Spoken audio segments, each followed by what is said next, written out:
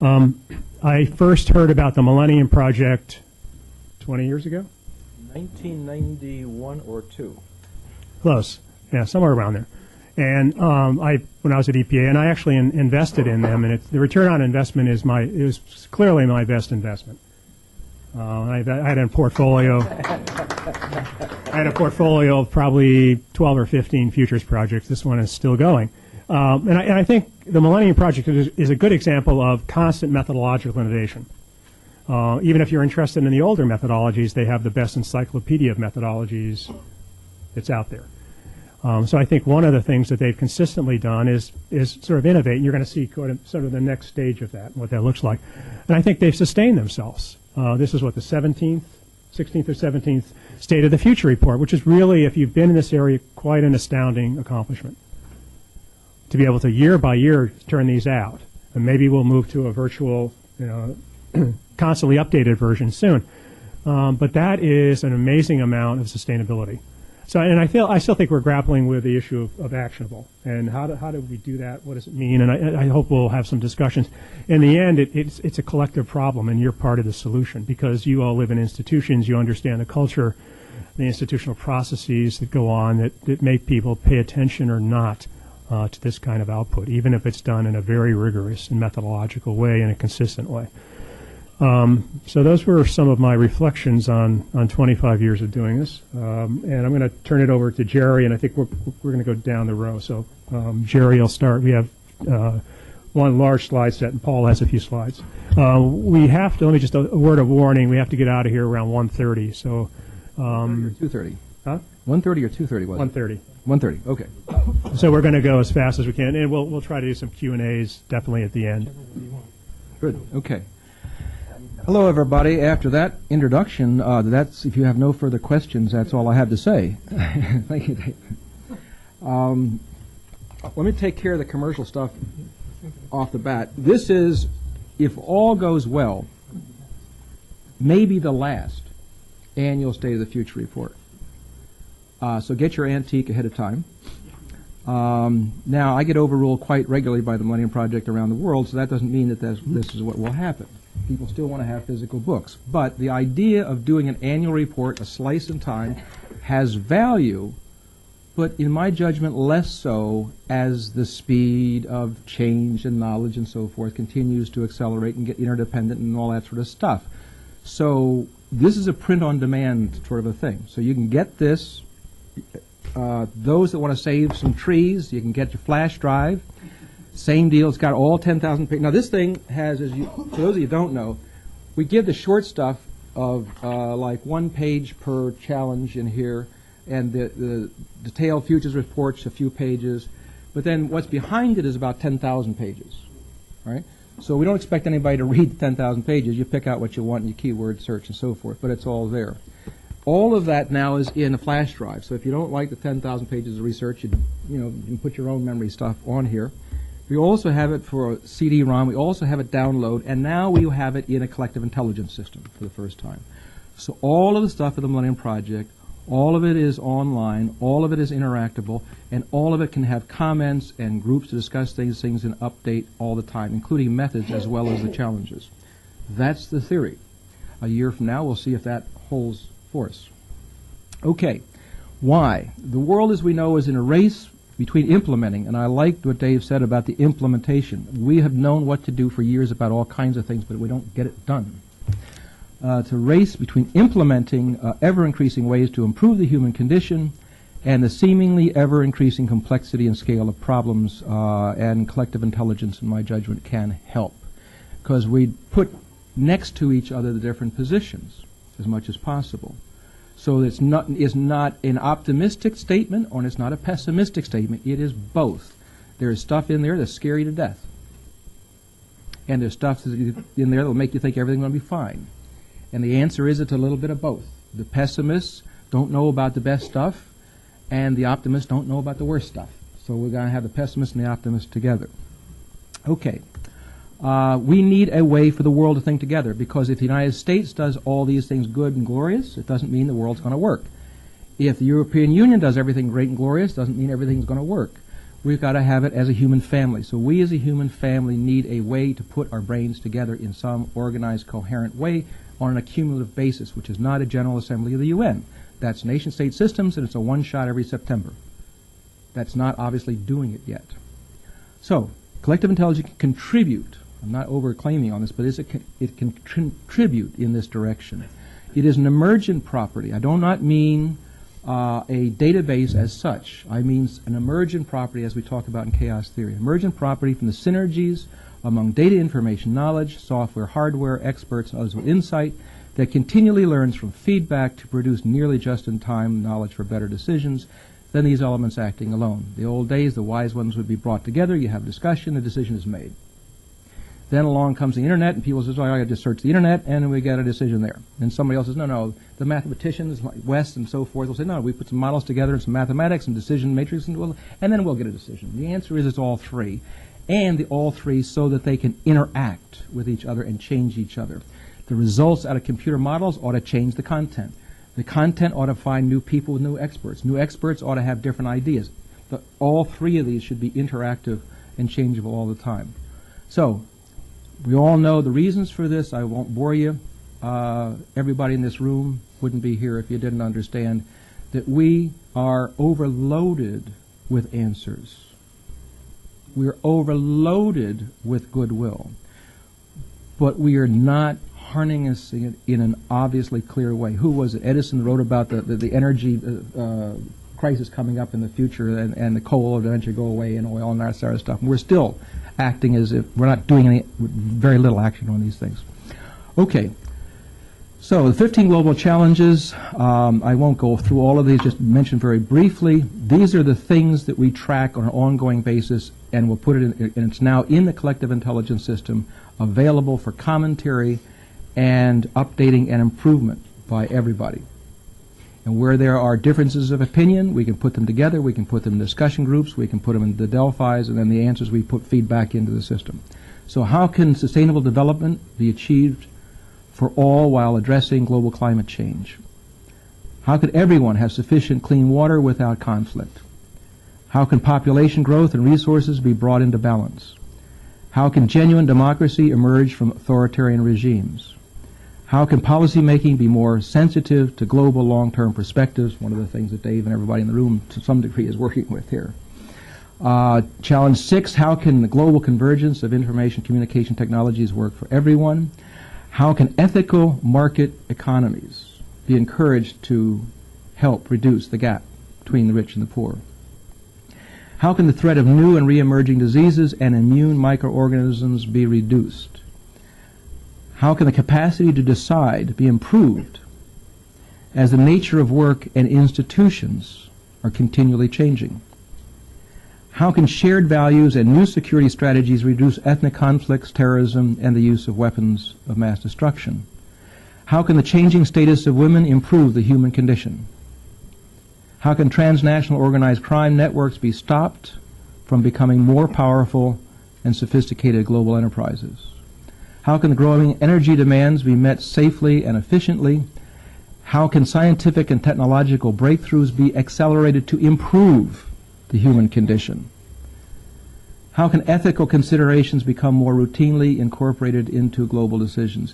We believe that this is the global agenda. It has come to this point through a large, complex system around the world. Some of you probably know we've got 46 nodes now around the world. And we have nodes in Tehran and Tel Aviv. I don't care whether you're right wing, up wing, down wing, whatever you are, you're a human being. We're looking at human being intelligence being brought together. So this is not a think tank on behalf of the United States. It's not a think tank on behalf of a particular issue. It's not a think tank on behalf of a particular ideology. It's a think tank on behalf of us.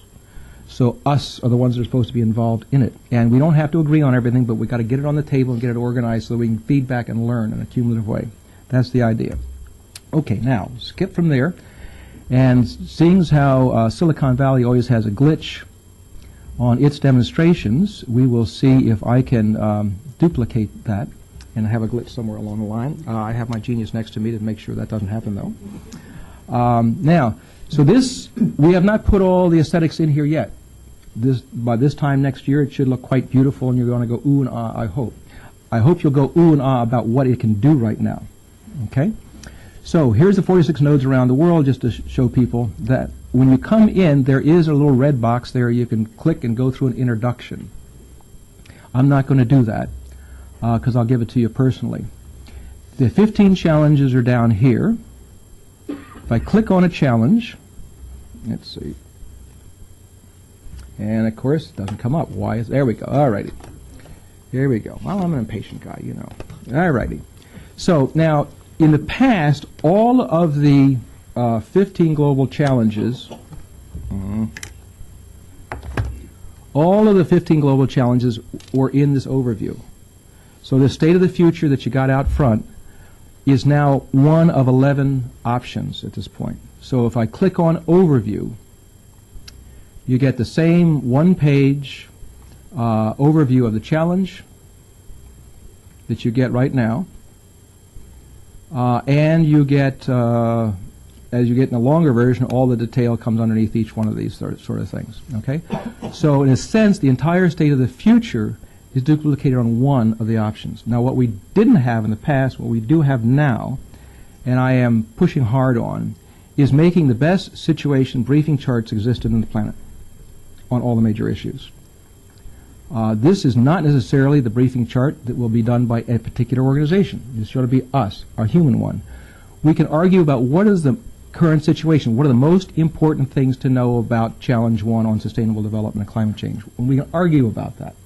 And we can keep changing it. All of these things are changeable. Now, then we put underneath each of this what that refers to. Well, there's 394 parts per million this year, same time next year, last year was 92, before that was a little less. Okay. So then I can also then click on, well, where does that actually come from?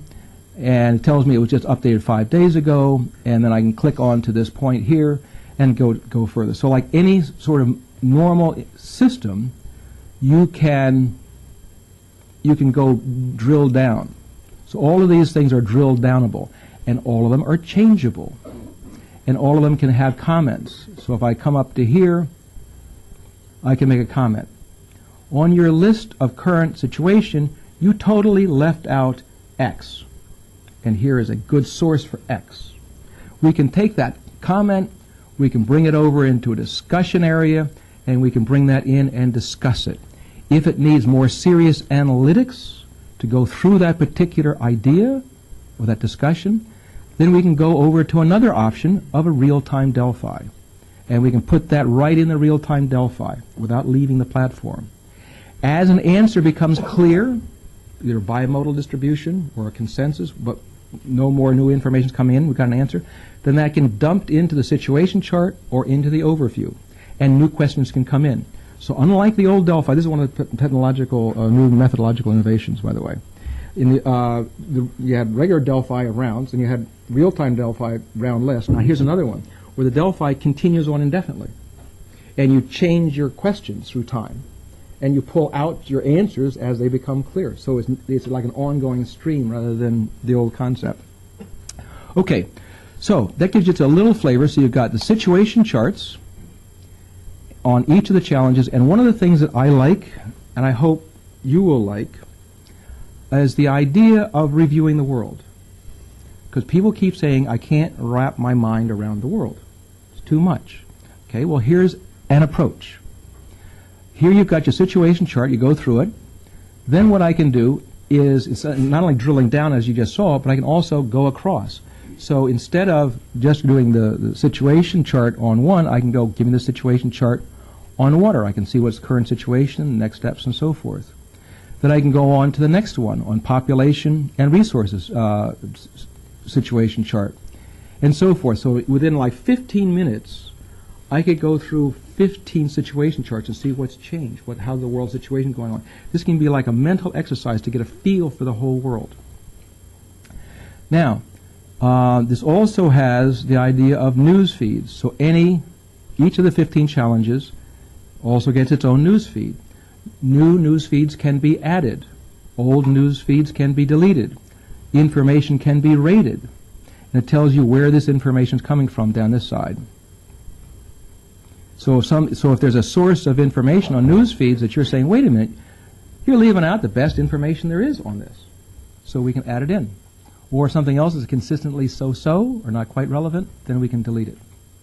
The news feeds, then, we can take a look at these things, and I can move this item over to a discussion area. I can maybe make an edit on a content and associate it with it. Wes will show you a little bit about this later on. But all of these things have options behind them as well. So you right-click on these as you go along. Now, scanning, your normal sort of scanning system, but that is not an automatic. The news is an automatic system. It's just throwing in news information. And you can search, by the way, because there's too much news on each of these 15 challenges for you to read every day. I guarantee you. But what you can do is you can search in each of those categories. You saw that little search bar up at the top there. The same thing with the scanning. The scanning, though, there's been some value added. Somebody actually adds in and can annotate and make comments about why that scanning item is interesting and why it's important. And then you can also search. So you reorganize all the scanning items relative to what's important to you. Then we have the next thing over here are comments. This is a new feature we just put in, Wes just put in yesterday. We'll see how it holds up. But all those comments before in an area can be organized. So I can see what people, this is like the general public. Remember before, Evan, by the way, wave your hand. Evan was a former intern when we were discussing how you'd actually make a collective intelligence for real. And we always had the idea that you got to have the back door for Bucky Fullers. It didn't fit in the original game. So, but at the same time, I've been doing, my first EUL was 1973, by the way. So I have watched consistently through every system I've dealt with. Excellence is driven out by irrelevancy. You get a group together, you put some excellent people together, and then you open it up, and then the quality goes down, and then boom, it dies. So my answer to that is have both. Let anybody make a comment, but they don't necessarily get it into the formal areas. All right. So you keep the idea of the back door, but don't let it drive out your best people. Because if you go to a mathematics conference and somebody says, prove to me 1 and 1 is 2, unless they're really philosophical, they get annoyed. Okay. Now, another thing, this feature in here which is nice, is because there's a lot of information in here, well organized, coherent, organized, but still a lot of information. We have an option here on updates. So if you're doing democratization, for example, it tells you what edits were done and when, how long ago they were, and they put them in context. So you can keep track of all the edits in the system, when they are done, in what context. This is extremely transparent system because of that. And then you can organize it by day or week or month and so forth. Digest. Let's say you want to say, well, tell me, I just want to get the key scanning items, the key updates, maybe some news items, but I want everything. So you can click on Digest. So what you can do is you can take Digest, and then just like I did with the situation chart, you can go through. Give me the digest on Challenge 1. Give me the digest on Challenge 2. Give me the challenge on... So you can quickly go through a lot of complex material this way. As you can tell, we're working very hard to make this easy, but not compromising on the detail. Then, discussion area. Each one of these 10 challenges has a discussion area, and a person can initiate a discussion. It can come from a news item, from a scanning item. You can just start it fresh by yourself, and then other people can be invited in to talk about it. The results of the discussion can then be put into the situation chart, or put into a real-time Delphi, or put into the overview, depending on what's relevant. And then again, I just showed you the real-time Delphi option. One of the things that I like about this that Wes has put together is that you can, let's see if I take number 6 here on, because I just did this one recently, you can customize each question differently. So, for example, here's a question on what % of humanity over 6 years old will be using Internet by 2020. Right? Well, in this question, we want to know what's the best possible, worst volume, worst or least likely, and what impact of this variable. And then you can also, when you put it in, you can also put content, so you can explain your answer. But different questions should be answered with different organizational structures. So you can do that this way. Next are models. This is something that I'm also sort of excited about. All of us hate some models and like some models. What we want to have on the models section is three categories of models. One, mathematical models. Two, rules-based models. And three, conceptual models. In my judgment, all three are relevant and all should be here. But imagine that you have an international peer review system of the best models in those three categories for those 15 challenges. That alone ought to be useful.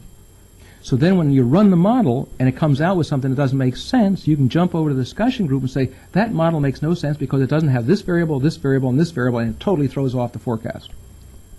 But you're vetting it through an international system again. And then the last category here is resources, and that's into three categories as well. The first category of resources are websites. What are the best websites to go if you want to keep track of the best information on a particular challenge? What are the best websites? And we can argue about it. We can put in a real-time Delphi and vote on it. We can keep doing it. So like this is something, again, that keeps changing. Hopefully the list that you're looking at right now will not necessarily be the same list in a year from now. So that's one. The second are books. Some of you may know Michael Marion with Future Survey that moved into Global Foresight Books. He's now turned his stuff over to the Millennium Project as a repository.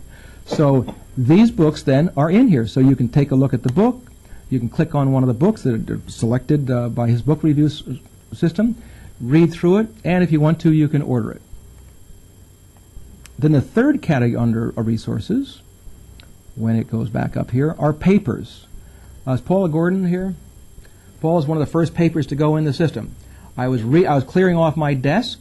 I found a paper that you wrote, what, 10 years or more ago? 1996. The damn paper's good. Just because it's 96 doesn't mean it's not good. So I said, this ought to be one of those papers that we ought to put on the record, so to speak. So then she says, well, yeah, but let me mess around with it a little bit. So okay, so she messed around and we put it in. So if you have papers that for whatever reason is not politically okay to publish, or for whatever reason, and you think it's really important to the world community to understand, we can put it in. You know, as long as it doesn't advocate something illegal, we'll stick it in. And we can even then do a discussion around it as well. Okay. Now, so that's the way that the 15 challenges are organized with a menu of 11 options. It's an incredible matrix of information. That's home. Next is research. This is all of the research stuff that we've had before. Now, this is interesting. In the past, some of you may know, I've worked for a bunch of different think tanks in the past. You do your research, you do your publication, that's it. And then Dave holds up your report 10 years later and says, here's this study. We want those old studies to be alive. So if you go through, let's say if we take one of the previous studies on, say, I don't know, what do we got there? Science and technology or environmental security or global ethics or whatever it happens to be, you can go to that report, you can make comments, and then we can start a discussion group around that and maybe edit it. Everything can be changed. As information comes into your brain, you reassociate, causes changes in your brain. Information changes its meaning through time. It's not always static. It doesn't have the same value, same meaning of the information. So all is up for grab. Now, Dave mentioned about the encyclopedia stuff on the methods. Here it is right here. So you get all of the methods. This is about 1,500, 1,300 pages of stuff. I don't expect you to read all this either. But it's the largest compendium of futures methods ever put together. And each of these can be updated. So like, for example, I just mentioned that we've changed Delphi method a little bit with the new system of continually adding questions and taking them out. Well, that means I can go into here, the Delphi method, and then we can make some edits. We can bring it up to date. So instead of waiting 5 years for version 4.0, it would be an ongoing process as much as possible. There's more to say, but I got to stop at this point, I think. And I want to give back. Sorry, just a couple other things. Here's a bunch of groups. There's a bunch of other Delphis that we're doing, and all their nodes are interacting. You see what they're doing. The About takes you back to our regular website. So those that are familiar with the previous website and you still want to use it, you can. It'll be updated too, but we'll have both. They're interactive. And then the last one, which I've not mastered yet myself, is Google Hangouts. So let's say if a bunch of us want to have, or any user, with no permission, you can start your own Hangout. But the advantage of doing it here is that then you've got all the rest of the platform to back you up. So if you're having a discussion with 10 people around the world and you want to bring up some information and discuss it, you can do that, which is different than just doing a normal video conference. I mean, I can do it, we do it sometimes, but it's a bit bulky. This is a slicker operation. Now, one of the things that I mentioned in here was that a challenge, any of the content of any of the challenges, any of the models, all that sort of stuff, can be modified, can be changed, can be criticized, can be updated. But then how do you see how you know because the updates tell you that. But there's also the idea of linking those changes to other stuff. So if you had a hangout discussion on some foreign policy issue, came to a conclusion, and then as a result of that, you edit something on peace and war. You click on that edit on peace and war, and it says, and you can right-click and find out where to come from. And it says Google Hangout. You click the Google Hangout, and you see the video of how these people came to their conclusion. That is, if you want to record it. If you don't want to record it, keep it quiet, that's your own business. So Wes, if you can show them just a little bit about how a piece of information you want to use this one? Yeah, I guess you'll have to. Yeah, sure. And the mouse is over here. I'll just switch seats with you here. Okay.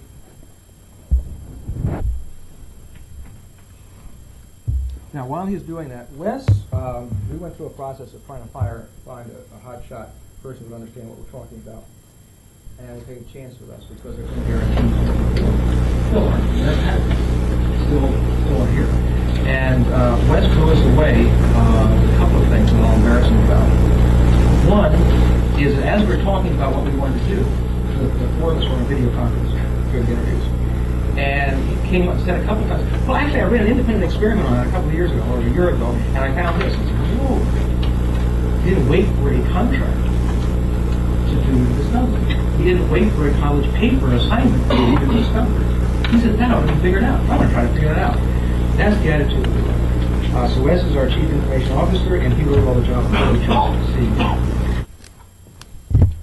Hey. One of the things that I'm most excited about in the system, what's there already, is the editing system for the text content on the challenges. The idea is that it's a continuously updating text, but every time an update is made, there's a lot of data associated with the update. And so you can go through the text from its evolution from some point in time to see how it was edited over time to get to the current version. And every time it's edited, you'll see, for example, the default behavior is to show the last month's worth of edits highlighted within the text. If you click on the edits, you'll see certain pieces of information. This was added 3 weeks ago and associated with the following item. What that tells you is that this item right here, which I think is a news item or a scanning hit, I think it's a scanning hit, was what motivated this change in the text to be made. There are a lot of things you can associate an edit with. The scanning hits, the news items, the models, the resources, discussions. I think discussions is one of the more interesting ones because then you can see the actual discussion done by the experts that motivated a certain change in the text. That gives you a lot more information than just a static text page would give you because every single word eventually in this document will be linked naturally back to what motivated that text to be added. So a lot more contextual information. The updates page is where these edits are kept individually. And I'll just show you really quick how it's possible to associate one of these edits with a piece of information. First, inspecting will tell you what it was associated with already, if anything. And then associate with item. So it wants to know what sort of item you're looking for. This is in case you remember an item. There are other ways to go through this process. If you add a scanning item to the system, it gives you an option immediately to make an edit based on it. But if you've made an edit and you want to associate it with an old scanning item, you just click, let's see, what sort of item would I want? Let's just say I'm looking for one of the scanning hits that was associated with carbon. because I know there are some of those in there. This will pull up all the scanning hits that have carbon in their content or in their titles, and you click one of them, and then this is what you would like to choose, and you say yes or you say no. And this way you can add a lot of information into these edits. Jerry also mentioned Google Hangouts and how those are associated with the edits. I think that's an interesting feature which is not really fully developed, but it works at the moment, where if you're in the middle of a Google Hangout, which is basically a video conference between yourself and several other people, you can pull up all of the items from in the challenges into the Hangout and manipulate them from within the video conference. If you make an edit to the content of the system while inside a Hangout, the recorded video of your video conference will be associated with that edit, and the specific timestamp in the video at which you made the edit will also be associated. So you click on the edit and you get a video of what was going on in the conference as the edit was actually made. Let's see. I just added the comment section yesterday, which I think is pretty important, because all of these items have the ability to be commented on. Not only the scanning hits and the news items and those independent pieces of information, but each edit itself you can be commented on. Each section of the text content in the overview and the situation chart can be commented on. For example, here's an edit that was made that I added some comments to. And click that, they'll come up.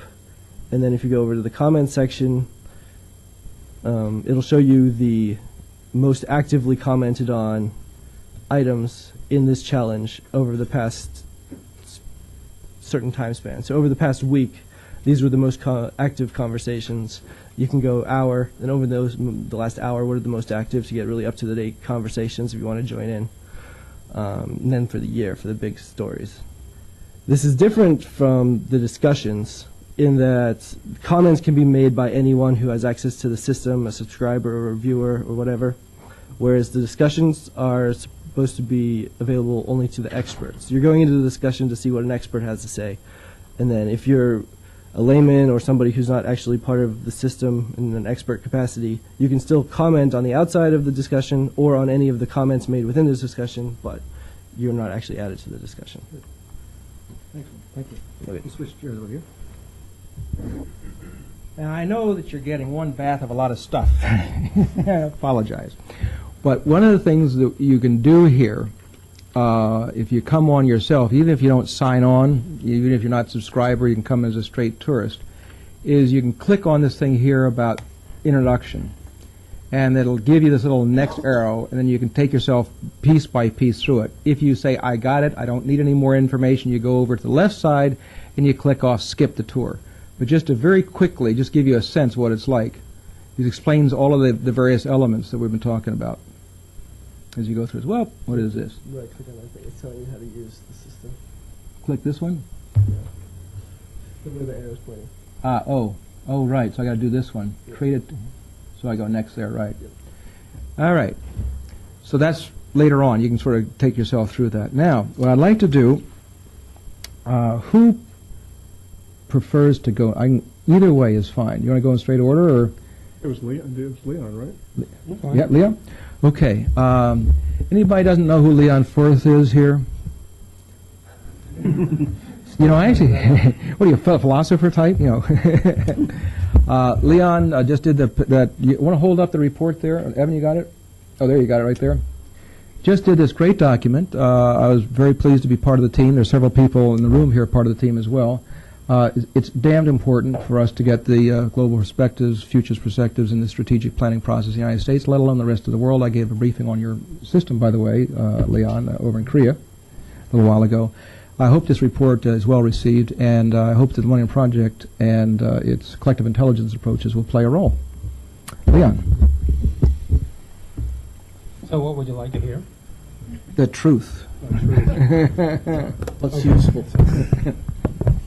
Well, originally, you were asking me to answer a question like, if you had this system back in the day when you were in the administration, what decisions were taken that might have been made better.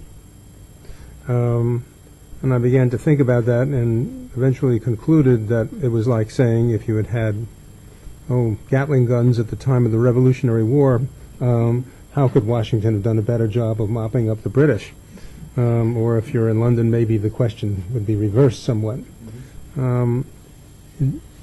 It interests me more, based on the experience of having been involved in making policy, to ask how can a capability such as this improve the quality of what we get going forward, as opposed to retrospectively. Because the means to go forward with something like this are in existence.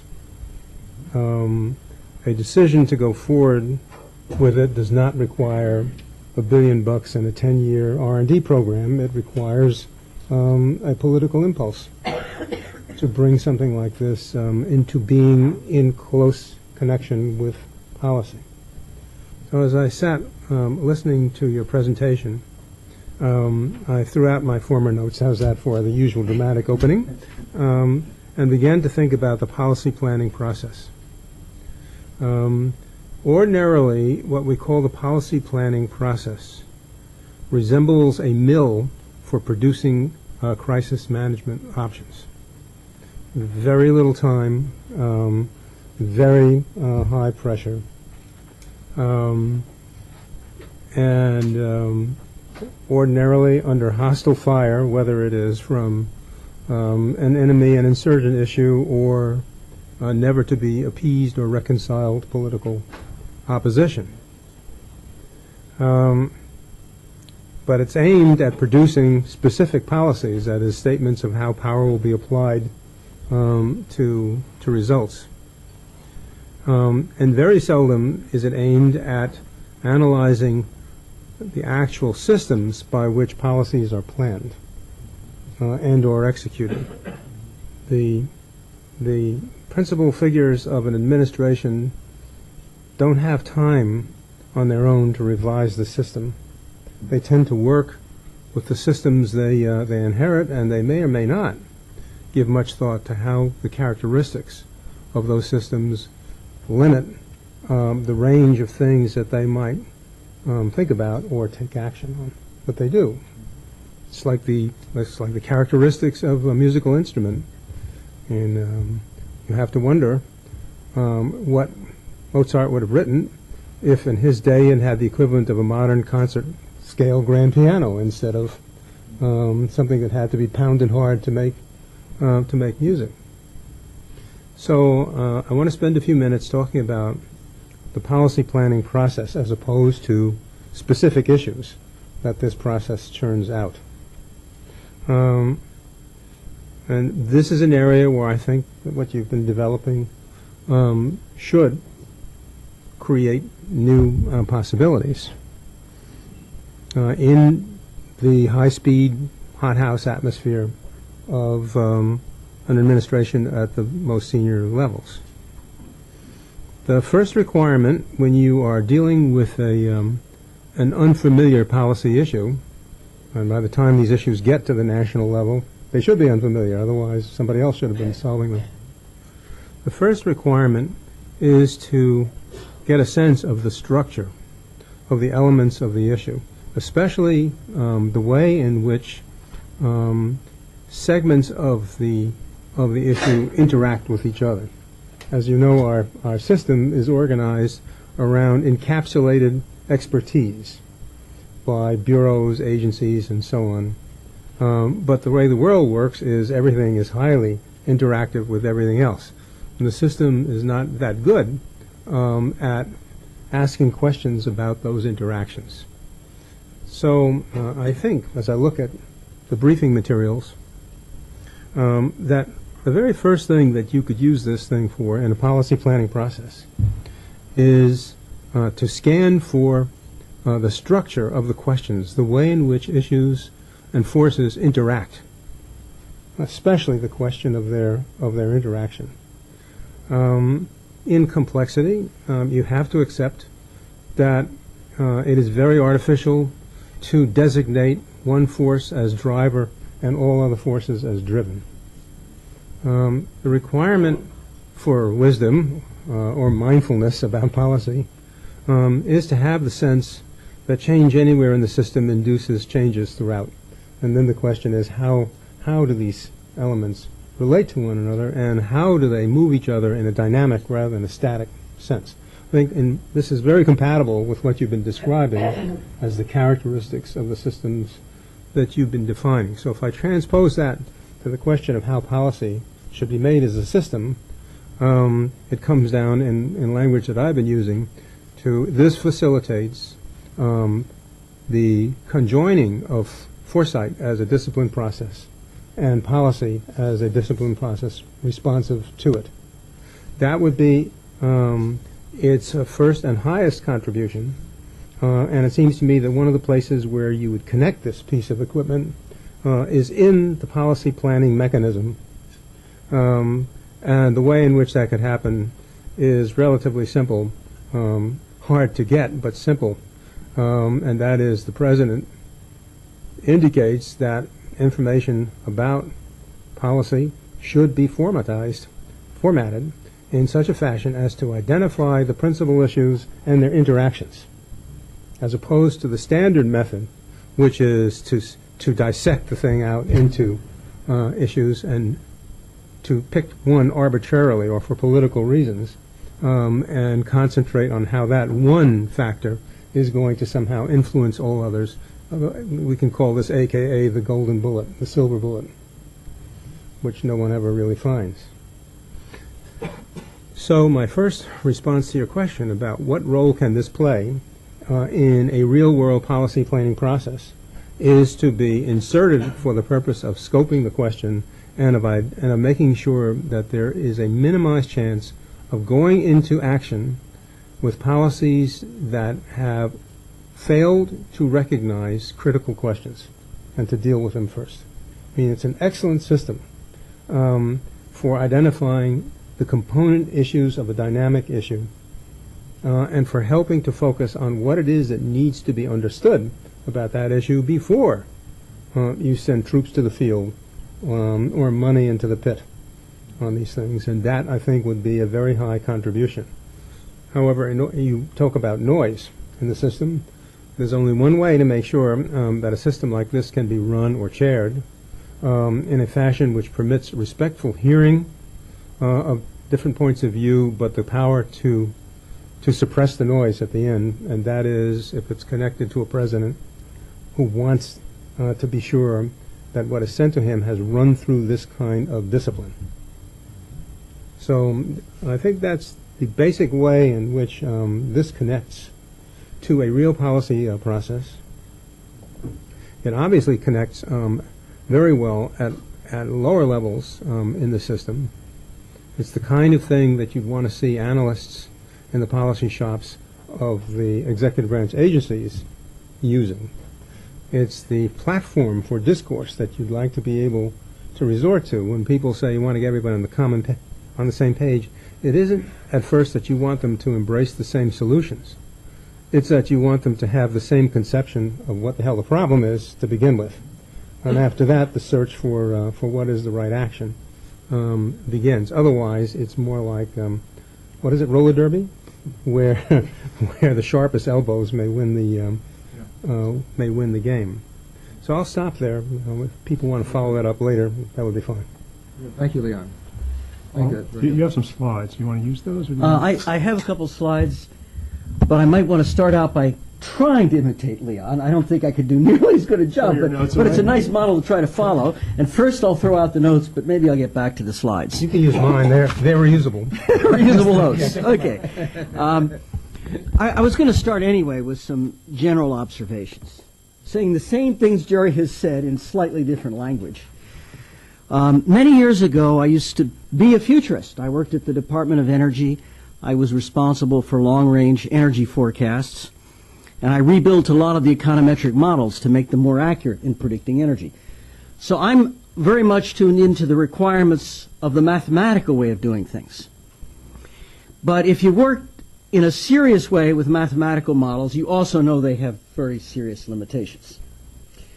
So if we want to do the best we can to understand the future, we need both elements, sort of the human element to elicit what comes from human brains and the mathematical models and figure out how to make them work together.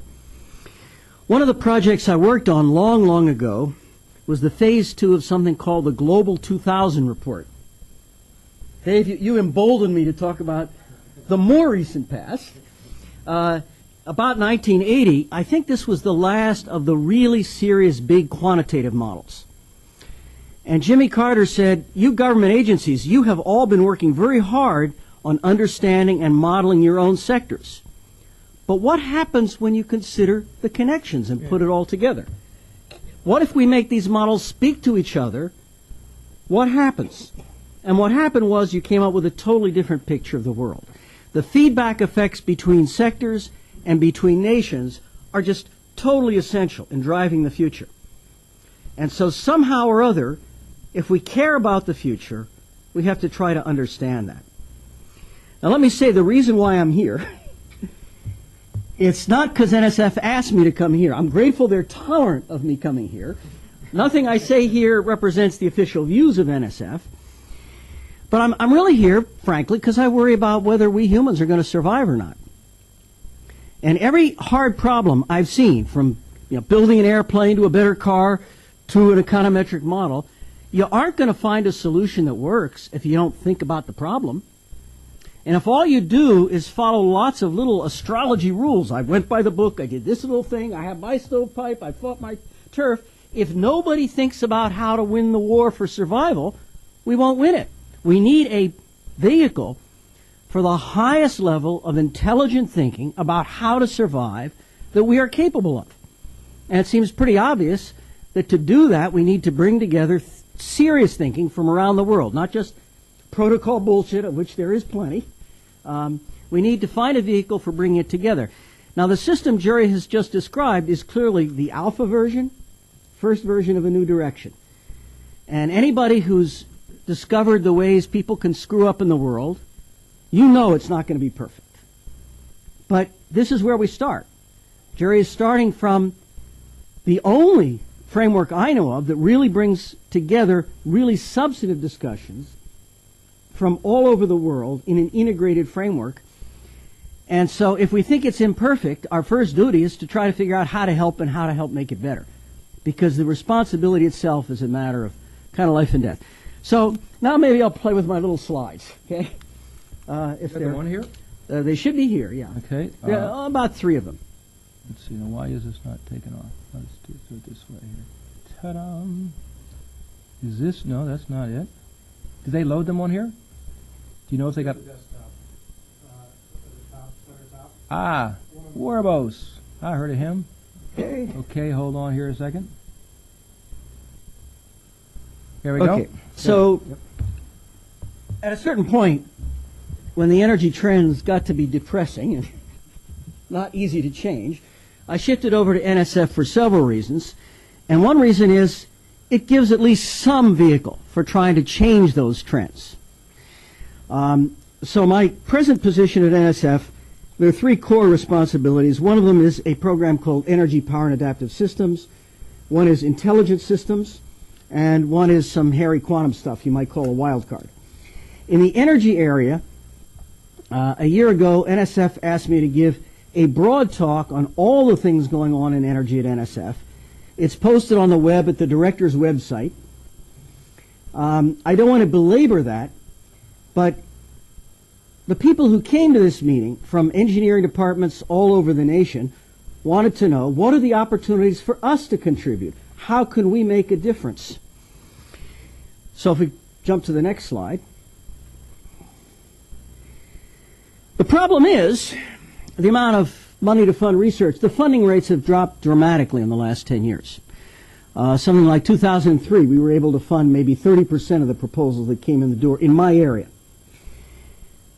But there were a lot of cutbacks in basic research in the Department of Defense, in NASA, in industrial laboratories all over the country. And sometimes I think we got these homeless refugees coming in with huge technical talents. Much of the support of the whole American economy was coming to us for funding, and we just couldn't fund them all. So what did we do? Well, we did the best we can. We have a triage process. We can fund 50% of them. I'm a little worried at this rate. Is half the technology base of the country going to just retire as they get frustrated with 15%? But right now, I have to tell people who are hungry for money, who are competent, what do they have to do to get funded? And of course, first they have to tell us what they're going to do. We're not going to fund a project where they don't really clearly say what their goal is. And they have to convince us they've got a good plan for getting there. And that has always been true. You could never get NSF funding if you didn't meet those criteria. But more and more, when there are lots and lots of good projects that cannot be funded, branches of science that cannot be funded, we have to make a triage decision. What's important and what's not. So more and more, the decision of who gets the money has to be based on what's the most important thing. And we use two criteria, one of which we call intellectual merit, one of which we call broader benefits. And the key question I have to ask my panels is, if this work results in a breakthrough, if it works, how important is it in improving the future of humanity? Now, if you've ever sat in a room with bridge builders and civil engineers asking what's most important for the future of humanity, you have to understand there might be a way to improve the process. And one of the reasons I try to interact with Jerry and this global community is I want to upgrade my knowledge, because I have some input to these decisions, because in the end of the day, we have to decide what's most important to humanity. When you talk about other agencies, my vision of this thing, it comes from economics and Pareto optimality. At the end of the day, every agency or corporation is going to have some core missions. And in NSF, the core mission number one is this intellectual merit, understanding the universe, basic science and design. But in every agency, competence in your core mission gives you special assets that you can leverage to help other tasks that are not in your core mission. There were some classic papers on the economics of defense by Hitch. You probably know the book, where they showed that if the Army, the Navy, and the Marines each use different utility functions because they have different values, you end up with inconsistent and inefficient decisions. You have to have consistent values somehow. And the way I would see doing the consistent values is you have a broader impacts criterion, as we do. And every time you see a way to help the rest of the world in ways they can't do because of your special advantages, you account for that in what you fund.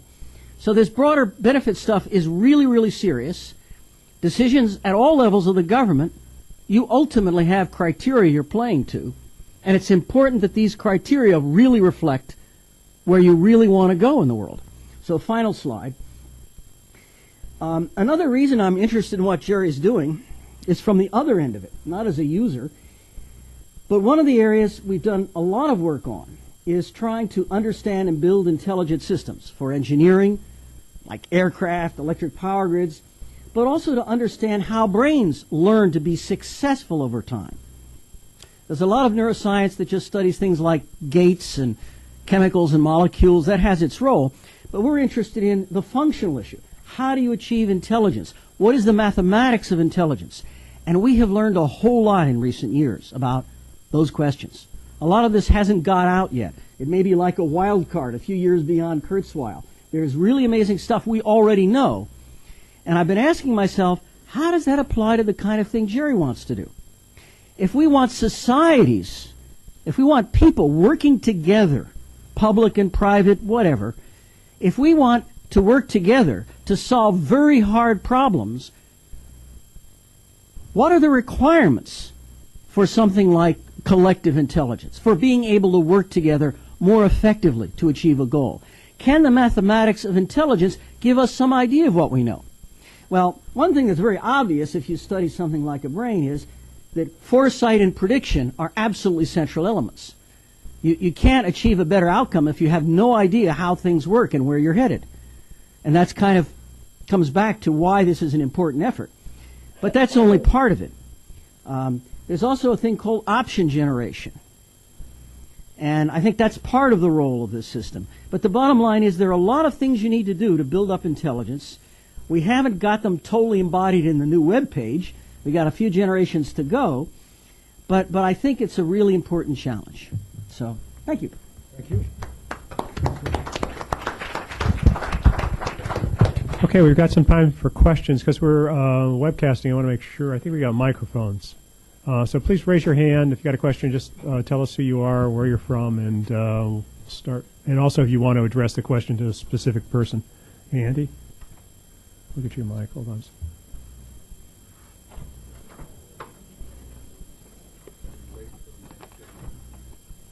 We'll have to toss it to you. Yeah. I'll bet he can catch.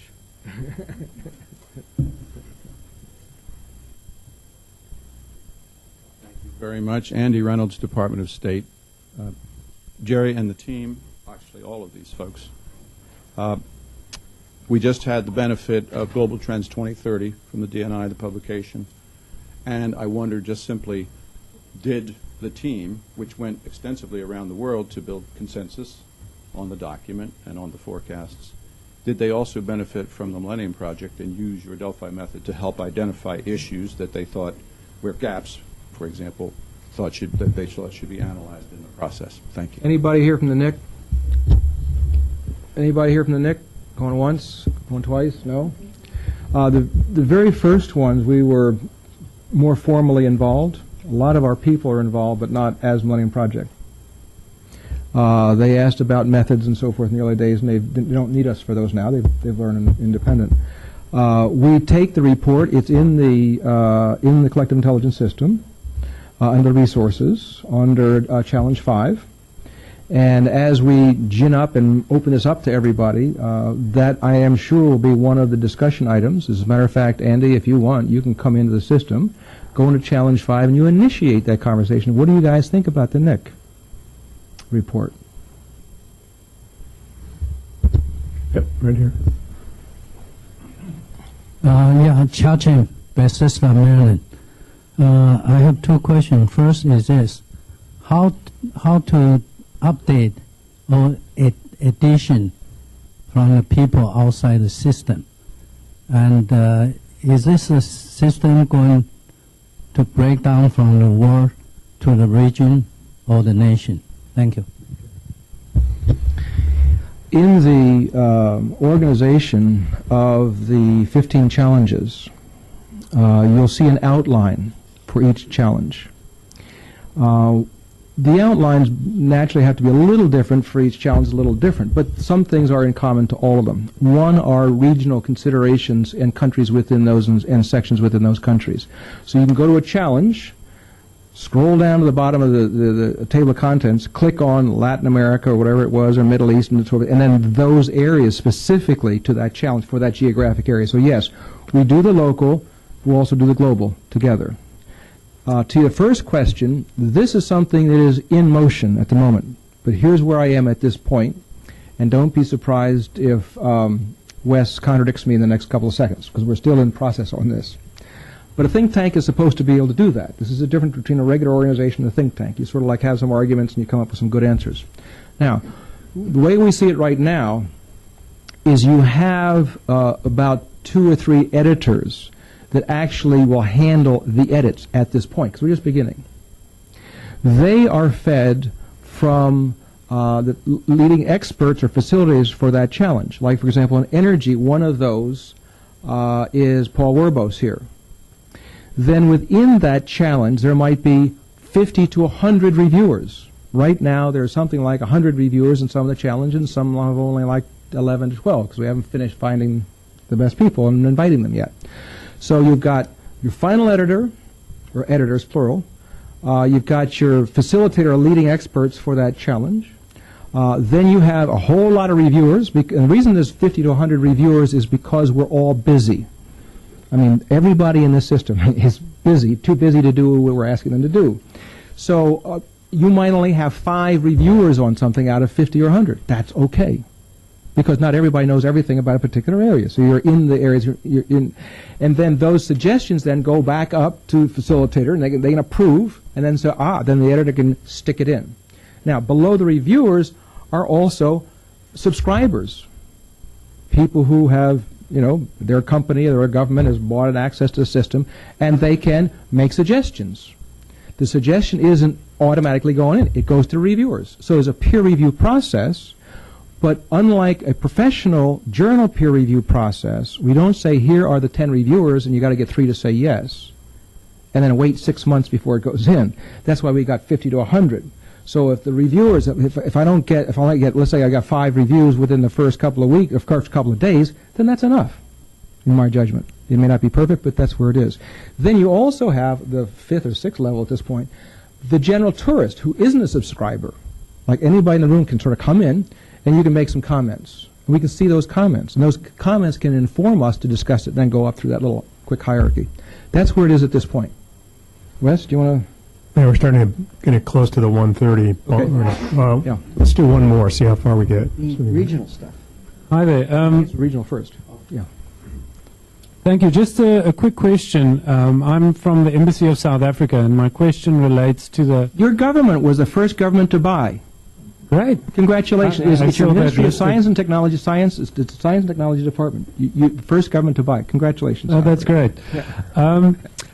The age profile of your 4,000 participants around the world, if you could just briefly elaborate on that, and why I ask, in South Africa, with our National Development Plan, which we developed over the past 3 years, it was developed through basically a Delphi method, but then in a few rounds of editing, one of the rounds included an online discussion forum targeted mainly at people in their teens and 20s, because the rationale was that a 30-year development plan needs to target those people because they'll be the people implementing the plan in their productive decades. So what do your participants around the world look like, and are there any interesting comparisons between different countries or regions? Yeah. Well, we can certainly give you in the Speed of the Future report. Good for you. Very good. And we thank your government once again. I want everybody to remember, it was the South African government was the first government, by the way. They weren't the first buyer, but the first government buyer. Okay. Let's see here. We have, all right, I can give you, first off, the participants in our work last year. About 50% was from Europe. About a quarter was from North America, which includes Canada and Mexico, I believe. No, it doesn't, because Latin America is another one. The next largest was Latin America, the Middle East, Sub-Saharan Africa, and Asia. In some years, Asia has been the largest. This is a slice for this year. We didn't publish for some reason the total annual totals. Usually we do the totals as well, but you can probably get them online, the annual totals.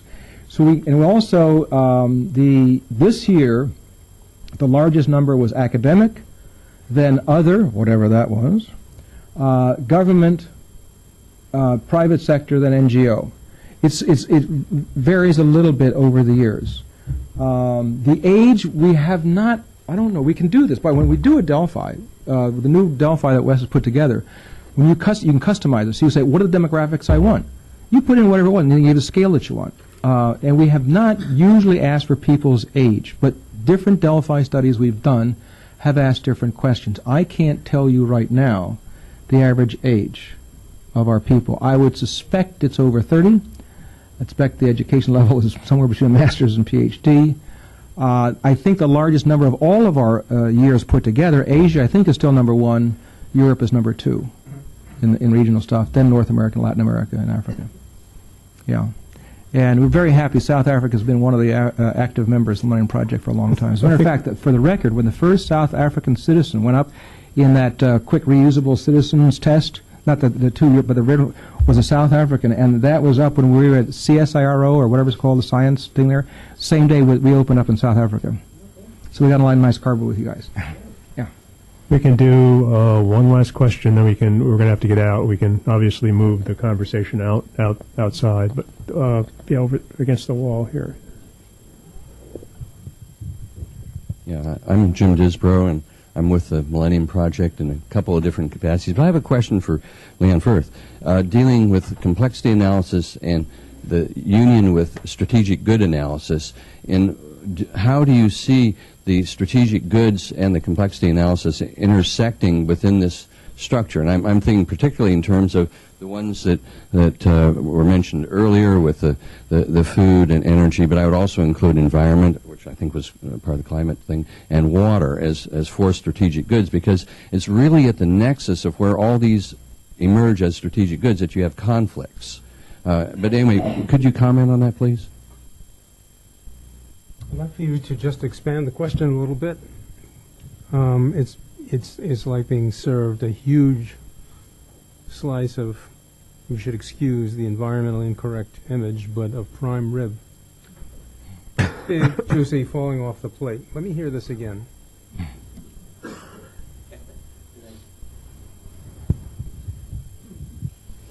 Consider four strategic goods, all of which are tightly intertangled, and they include food. We're now feeding 7 billion people. We didn't, when I was young, think we could even feed 3.5 billion, and we're going towards 10 billion. And this is clearly one of the critical strategic goods. Energy. We are running through this whole energy thing. Environment, all the effects of the first two on the environment, because the Haber-Bosch produces a lot of fertilizer that feeds a lot of people, but it also produces these swirls in the middles of the ocean that are just dead.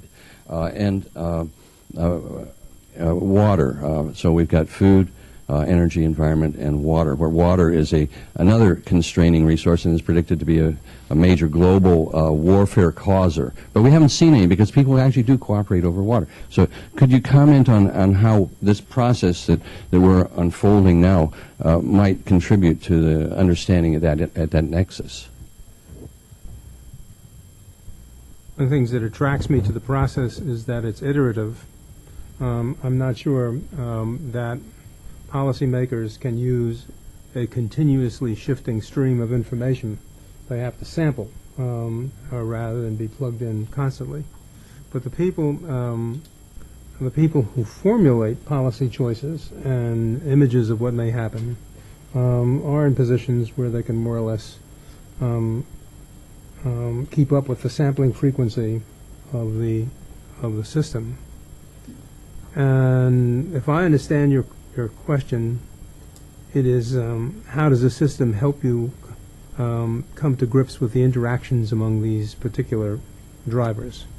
Would that be a fair way of paraphrasing it? Well, to take an example of where we failed to have the ability to do this, we spectacularly failed to understand the implication of ethanol policy for food prices around the world. I don't think we have come up to speed with that yet. I don't think that we particularly well understand how drought in major food growing areas of the world, especially let's say in the United States, will interact with these things. And the urgency is that the droughts here, the trend is established, the impacts on food supply are visible already, so it's not as if we have a long period of experimentation and contemplation. We're in it started and we're in the thick of it. The question is, sorry, I'm improvising an answer, but then your question is sort of pretty spacious. I'd like to be sure, if I put myself in the position of someone getting a briefing, which is the composite of all this information, I'd like to be sure that I understand what interactions this briefing is revealing.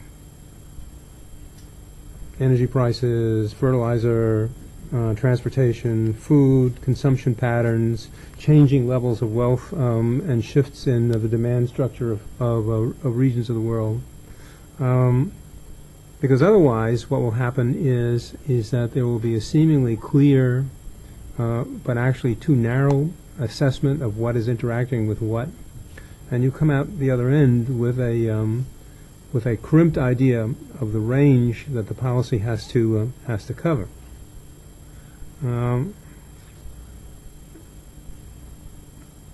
I'm struggling to come up with an answer in a few more words that'll decently respond to your question. But it seems to me that the main thing, first of all, is to understand how many things you, as the analyst presenting to policy, how many things you feel need to be highlighted as interactive elements of the process, so that you know that when you consider a possible action or set of actions, you've had some chance to assess the consequences of moving in a direction. What did I turn off this time? Okay. Let me stop there and give you a shot at a clarifying question, if that's acceptable. And I think I actually think we've run out of time. I think you have. So I've saved you that one. All right. No, I would like. I'm going to hang around and listen to this. Perhaps as a response, you could sleep on it. Have the room till 2:30. And add your comments within the system. So let me join me in thanking Jerry and Wes and Paul and Leon, and thank you for all coming.